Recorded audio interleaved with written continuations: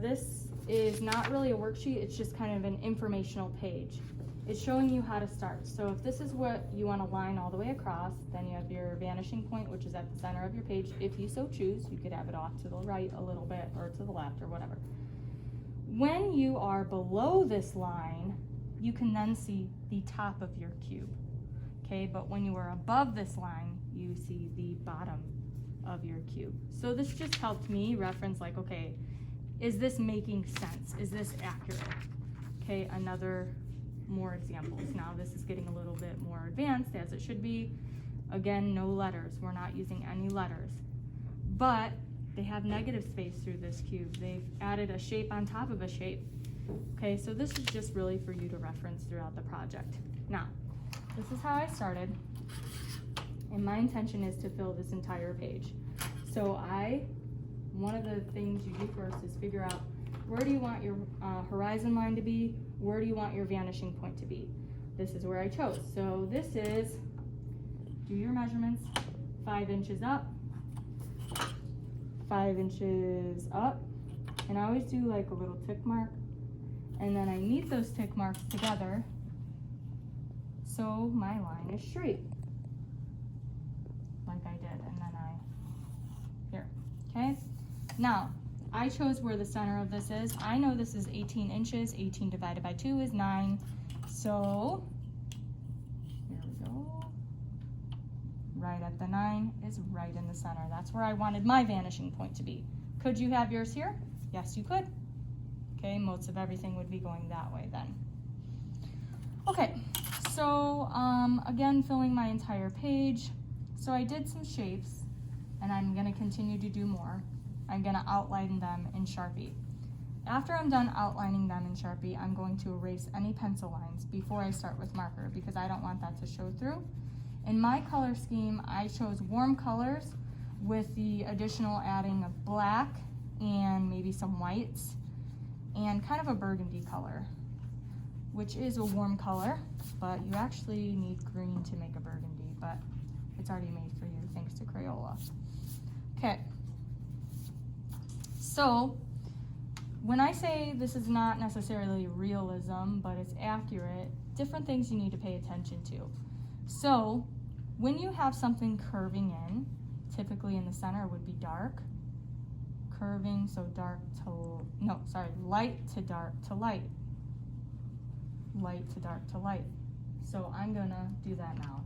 My darkest in these markers would be this kind of burgundy color.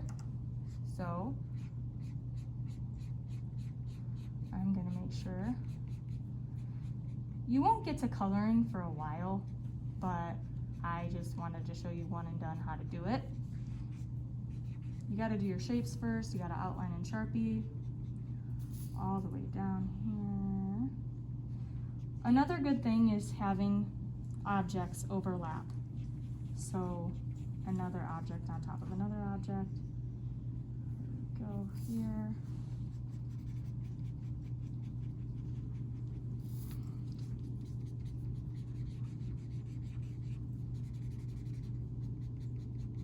Now, my next lightest color would be my actual red, and I'm gonna let those overlap.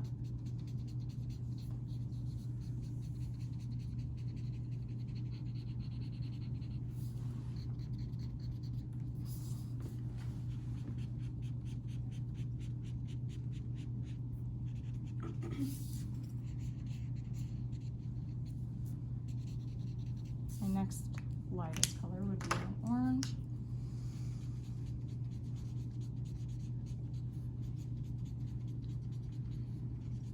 The reason I'm not having this a perfect line is because that'll blend better when I go to the next color.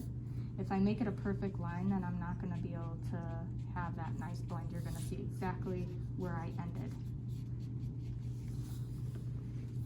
And I'm letting them touch the previous color. And over here.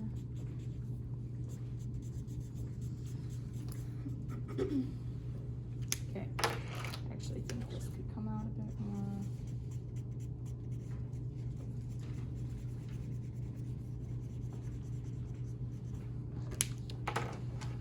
And then yellow.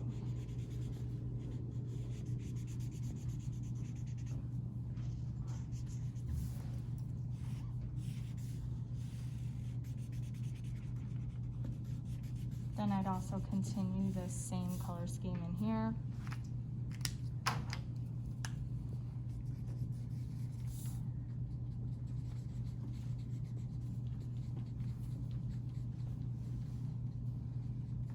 Okay, now there are certain uses for the colored pencils.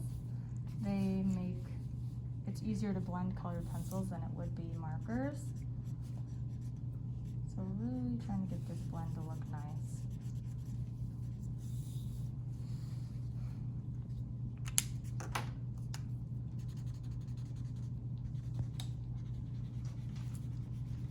So this is going to make you think a little bit. So there's that. Now let me just show you some blending stuff with colored pencils. Let's say here, again, typically dark to light, because as it's going farther away, it's getting darker. So I'm going to start with my red, which would be the darker here. And then lightening up, going to my orange, letting them overlap. I like the colored pencils because you can get in little tiny spaces. Okay, and then going into yellow. And then I'm going to end it with white.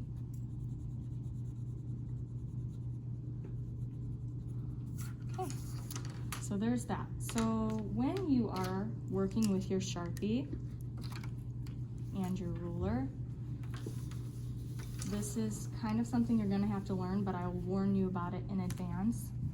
Do not do it directly on that line because you're taking in the width of your ruler. So I usually scoot it out slightly because then it will end up on that line. Okay, same thing over here, not directly on the line, scooting it slightly over. Here we go. So how did I get my straight lines? I used a ruler. And then here,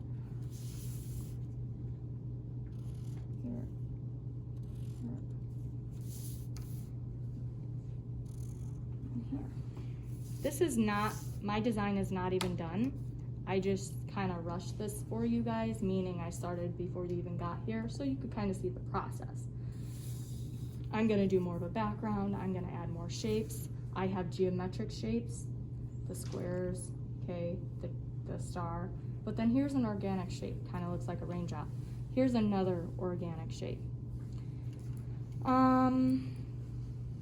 Anyways, you also can do an interesting background and then have your shapes as well. So you saw that checkered background, that's an option. Do I want everybody to do that? Absolutely not.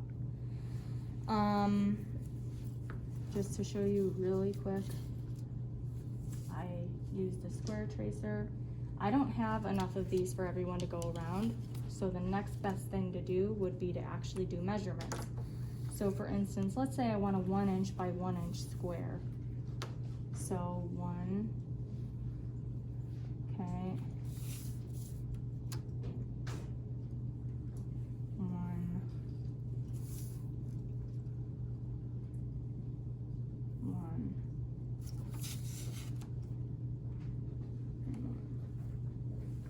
That's how you would do that. So don't think that just because you don't have a square tracer, you can't do squares. You totally can.